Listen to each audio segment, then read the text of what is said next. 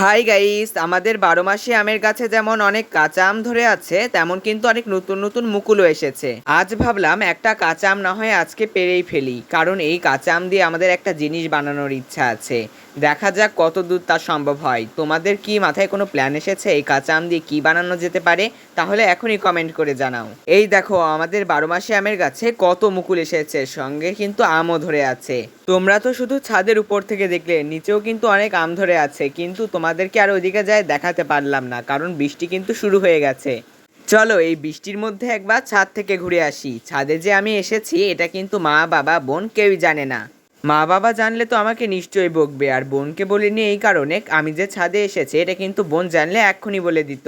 আর রাকিব নামের একজন আমাদের ভিডিওতে কমেন্ট করেছে, অসাধারণ সুন্দর ভিডিও, থ্যাংক ইউ কমেন্টটি করার জন্য।